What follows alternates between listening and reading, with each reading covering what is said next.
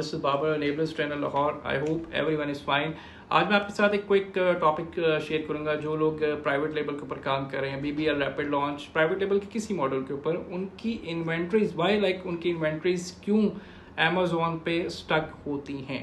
अच्छा, इसके multiple reasons हैं। मैं क्विकली आपको बुलेट से बताता हूँ और एक साथ में आपको एक इसकी डिस्क्रिप्शन भी आपको शेयर कर दूंगा वीडियो के साथ, जिसमें आप देख सकेंगे डिटेल में मैंने बताया हुआ है। कि पहले आप ये देख लें कि आपकी इन्वेंट्री अमेजोन पे स्टक होने की रीजंस क्या है। सबसे पहला जो मेन पॉइंट है, लो डिमांड फॉर प्रोडक्ट, ये सबसे मेन इशू है।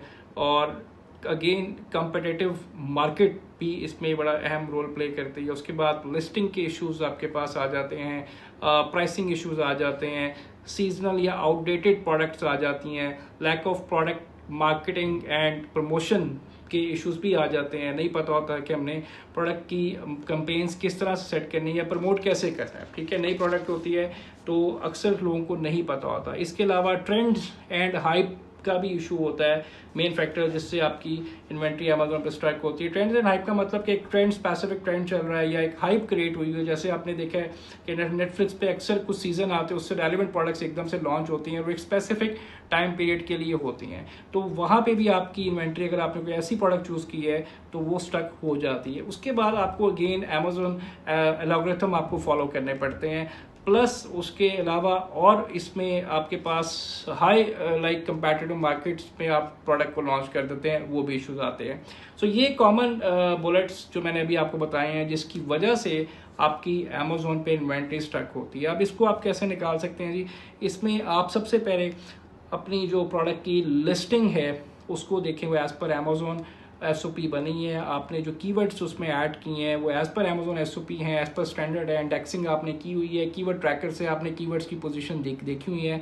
हाई सर्च वॉल्यूम कीवर्ड्स आपने उसमें सेलेक्ट किए हैं। ये आने वाली एक दो वीडियोस में मैं ये भी एक नई चीज़ लेके आ रहा हूँ आप लोगों के लिए कि किस तरह से क्या ट्रिक्स होती हैं हाई सर्च वॉल्यूम कीवर्ड्स निकालने के, अपने कंपैटिटर के एग्जैक्टली वो कीवर्ड जिन पे वो सेल ले रहा होता है। ये आने वाली वीडियो में आपको मैं एक्सप्लेन करूँगा डिटेल के अंदर। तो सबसे पहले आपने क्या करना है जी, कीवर्ड्स अपनी लिस्टिंग ऑप्टिमाइज करनी है जिसमें टाइटल, बुलेट्स, ए प्लस कंटेंट, इमेजेस आपके आ जाते हैं। उसके बाद कस्टमर एंगेजमेंट आपने कैसी करनी है। आपने डेफिनेटली न्यू लॉन्च की है या अगर एग्जिस्टिंग लॉन्च भी है, प्रोडक्ट आपकी सेल्स नहीं लेके आ रही तो कस्टमर को एंगेज आपने कैसे करना है, थ्रू प्रमोशन, कूपन्स, या डेफिनेटली आप रेलिवेंट उसकी प्रमोशन चलाते हैं, पीपीसी की कैंपेन सेट करते हैं अकॉर्डिंग टू प्रोडक्ट इंटरेस्ट या कस्टमर के इंटरेस्ट के मुताबिक। ठीक है, इसके अलावा आप कस्टमर फीडबैक से आप कस्टमर, अक्सर मैंने देखा है कि लोग, स्टूडेंट जो है फीडबैक नहीं फॉलो करते, अपनी प्रोडक्ट के ऊपर फीडबैक ले लेते। आप कस्टमर से अपनी प्रोडक्ट की सेल्स के बाद फीडबैक जरूर लिया करें। ठीक है, उसके बाद आपके पास ये होता है कि आपने ऐसी इन्वेंट्री प्लान कर दी है जो आउटडेटेड या सीजनल है, जो स्पेसिफिक किसी मंथ में आपने लॉन्च करनी होती है, बट आपको नहीं आइडिया होता, आपको पता नहीं होता, आप उसको पहले या बाद में लॉन्च कर देते हैं। ऐसी प्रोडक्ट भी अमेजोन पे जो है ऐसी इन्वेंट्री स्टॉक हो जाती है, सेल्स नहीं आती। अगेन इसके साथ आप एक्सप्लोर न्यू मार्केट प्लेसेस आप एक्सप्लोर करते हैं स्पेसिफिक प्रोडक्ट के लिए। हो सकता है एक प्रोडक्ट अमेरिका में चल रही है, वो नहीं चल रही है, अगर अमेरिका में तो यूके में चल सकती है। तो आप अगर कोई इन्वेंट्री स्टॉक होती है, आप उसके लिए अदर चैनल्स फॉलो करें, लाइक ईबे जा सकते हैं, आप वॉलमार्ट दे सकते हैं, फेसबुक मार्केट प्लेस है, इंस्टाग्राम के थ्रू आप उसको मार्केट कर सकते हैं और अदर छोटी मार्केट प्लेसेस पे भी जाके उसको सेल कर सकते हैं अगर उसकी रीच वहाँ पे या डिमांड अच्छी है।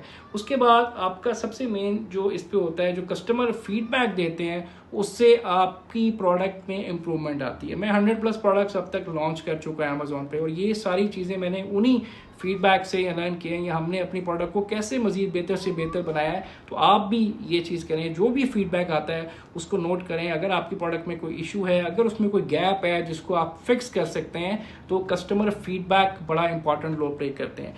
उसके अलावा अगली एक चीज़ होती है इन्वेंट्री फोरकास्टिंग। आपने इसके ऊपर बहुत मतलब एक आप कह लें इस पर पर्टिकुलर आपका एक स्पेसिफिक एक टाइम प्लान होना चाहिए इन्वेंट्री का कि कब आपकी इन्वेंट्री आउट हो रही है या किस तरह से एग्जिस्टिंग इन्वेंट्री की सेल कैसे जा रही है आपकी। आगे Q4 आने वाला है, तो अगर आप लोग देख रहे हैं कि इन्वेंट्री की सेल ज़्यादा है तो आपको पहले से इन्वेंट्री की प्लानिंग करनी पड़ेगी।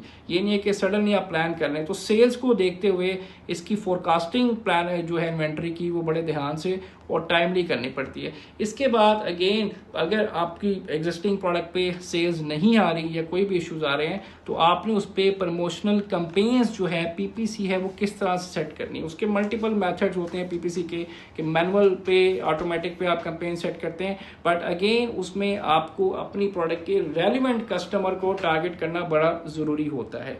ये कुछ रीजंस हैं जिसकी वजह से आपकी एग्जिस्टिंग इन्वेंट्री या आप ऐसी प्रोडक्ट गलत प्रोडक्ट चूज कर लेते हैं जो स्टक हो जाती है, तो उसको आपने किस तरह से अमेज़न से अगर आप गलत इन्वेंट्री ले लें तो उसको आपने सेल आउट किस तरह से करना होता है। मैंने कुछ पॉइंट्स बताए हैं, आई होप ये आपके लिए हेल्पफुल होंगे। आपके इस वीडियो के साथ मैं एक डिटेल डॉक्यूमेंट भी शेयर कर दूंगा, वहां से भी आप देख लें। और अगर किसी के साथ इशू आ रहा है तो आप वो इन्वेंट्री उन पॉइंट्स को फॉलो करके निकाल सकते हैं। और फिर भी कोई इशू नहीं समझ आता तो आप अनेबल्स हेडक्वार्टर विजिट कर सकते हो और हमसे आके मिल सकते हैं। Thank you so much. अल्लाह हाफिज़।